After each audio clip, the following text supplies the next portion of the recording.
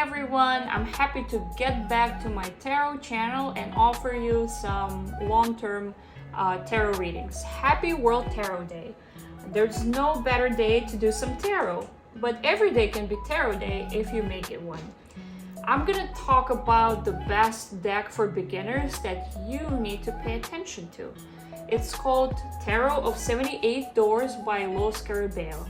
And let's talk a little bit about this deck. Why is it so much better than Rider-Waite or any other decks? If you're a beginner, it's important to not just read the tarot guidebook, but also try to memorize the cards and being able to understand and read them intuitively. Being able to read on the fly. This is the most impressive skill you're gonna get for any party that you're gonna participate in, when you just look at the cards and you can make up a story. Tarot of 78 Doors is this unique deck because it has classical meanings. It doesn't really step away too far like the other artistic decks, but the imagery in the deck is a lot more modern than, let's say, Rider-Waite or Tarot de Marseille or Visconti Tarot. It is just easier for a person to connect with it on a better, deeper level. Why is the imagery so much better? For example, Four of Coins, Four of Pentacles, Four of Discs. Some of you might be familiar with this card. Here in 78 Doors, we have this Alice in Wonderland plot where the girl in purple outfit with a hat is looking at the door. But the door is too small for her to pass, and it's also in a brick wall. Behind the wall, there's a green garden of abundance and growth. But she is not sure how to get there, and also she's outgrown this door that she's looking at. So immediately you can build some associations with the card. Four of Pentacles stands for one of the meanings of it is that you're so you've outgrown your current level. Your obsession with material world and stability prevents your growth. So very interesting interpretation of the deck, of the card in this deck. The whole philosophy of 78 Doors is all about the door and the key. So wherever you see any card, what you need to pay attention to is the door, how it looks, whether it's easy or hard for the characters to get through the door, and also whether they have a key or not. That is essential. Every single card has a door. It's just a matter of whether it's visible or not visible, where it is, etc. In our life, we open new doors metaphorically every day. Passing through a door in spirituality means getting to a new level, getting to the next level. And sometimes we see a door, but we're not sure how to open it. Sometimes we don't even see the door. And sometimes the door is right there, we're able to open it, but for some reason, because of our fear, or anxiety, or other considerations, we have doubts of whether we should open it. The little guidebook here is talking about how there is no day in our lives in which we don't use a door. We continuously enter and exit through doors. And we're so used to them that we have forgotten their strong spiritual meaning. The door represents a passage. In many cultures, its opening is connected with rituals that symbolize a variation in status or a change of heart, and which assume precise psychological and spiritual meanings. In ancient times, guardians of the threshold were placed at the entrances to sacred buildings to remind of the profound meaning of its passage. Statues of warriors, dragons, lions, sphinxes, divine figures, all around the door. Because the guardian of the threshold keeps demons and evil spirits, far from home. Its favor must be won. From these beliefs comes the tradition of the groom carrying his bride in his arms when for the first time he enters their home, as a symbolic offering to the guardian. Open or closed, the door always defines the space behind it and therefore identifies the boundary of a secret power. In the Gospel of John, Christ says, "I am the door. If anyone enters through me, he will be saved." In the Hebrew temple, the Sancta Sanctorum had a portal that only the high priest could cross. For the sovereign Turks, the sublime porte was the symbol of power. In their Hermetic culture, the door is often the symbol between the external world and the inner world, and crossing it is a metaphorical gesture connected with learning and higher knowledge. A key accompanies a door. It's not important if it's small or large, gold or covered with rust. It must be the right one. The key is by definition the object with which to open or close, and as such is the symbol of power for accessing various places or states of consciousness. To this meaning we add to bind or to free. In an even more profound sense, the key is a precise reference to the boundary between conscious and unconscious, representing initiation and knowledge. In certain Masonic orders, the key is the emblem of the master's dignity. In architecture, the keystone is the square that supports the entire structure of an architrave, the fundamental element that allows the construction to be built, which gives meaning and purpose to the work. Then the keys to interpretation come to mind, which provide a better understanding of a book, a metaphor, or a musical score. The symbolic references of the key are countless.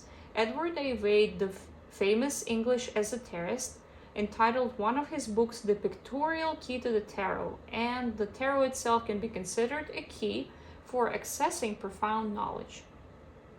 The double meaning of doors. We can enter or exit through a door. It can be opened or closed.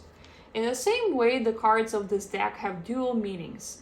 The meaning is generally negative when the door is closed. It can be considered a physical or mental barrier that keeps us from moving forward.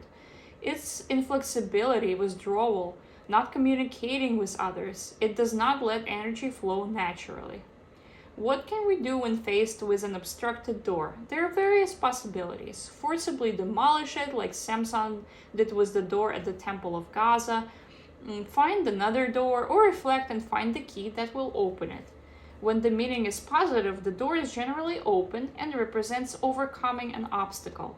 We can catch sight of what is on the other side, so it represents vision, increased knowledge. A door is also the thirst for knowledge, the desire to change, to observe with your own eyes. Opening a door is also opening the mind, listening to the heartbeat, thinking about the past to create the future, and finally looking inside ourselves and opening up to others. So, I hope you grasp the idea, and I hope that you are now more motivated and interested in trying out this deck. How about I make a simple tarot reading, and I'm gonna explain to you and show you the cards. So let's say I want to know how finances of one of my closest people are gonna go next month, right? I'm gonna do a simple 3-card spread with 78 doors to show you.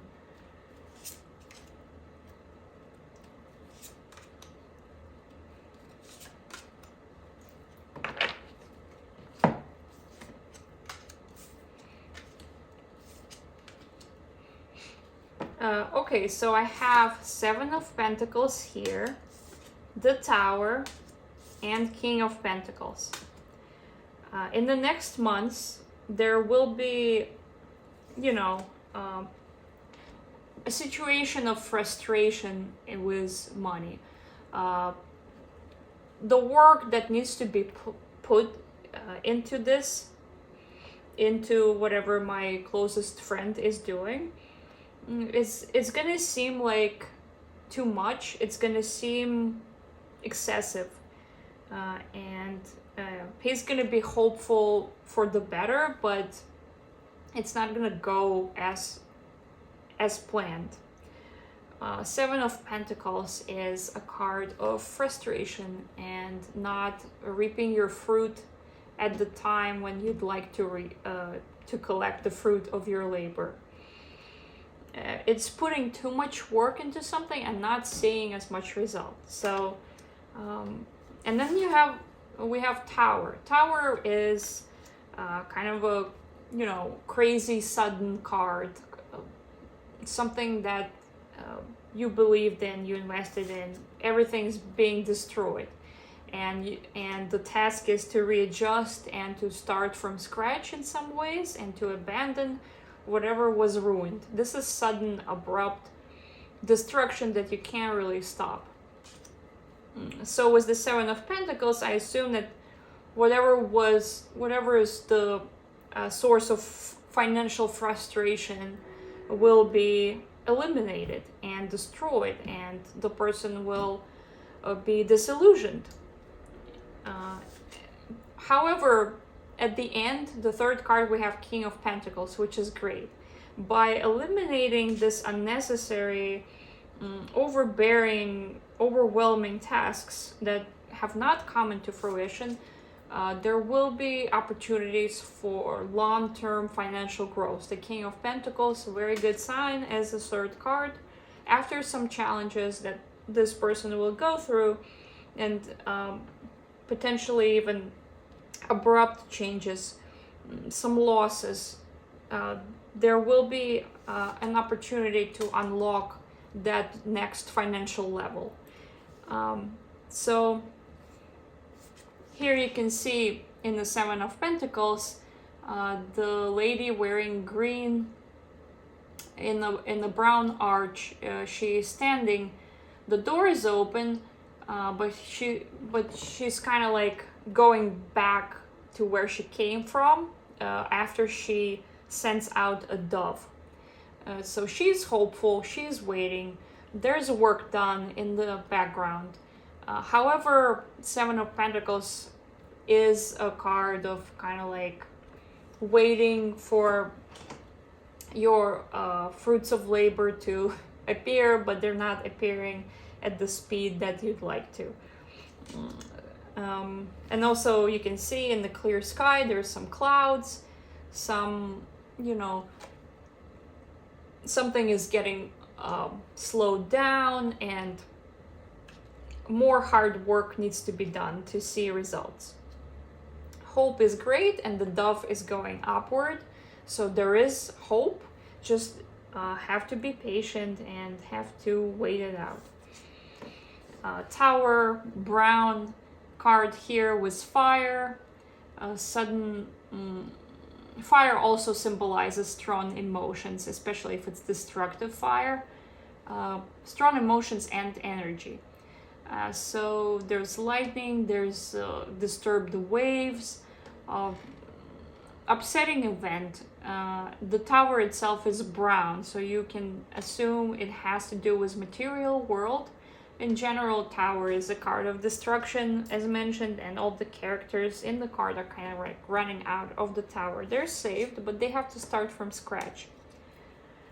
And then you have the King of Pentacles, which is he's wearing dark green with a red cape, and he's kind of like again in the brown,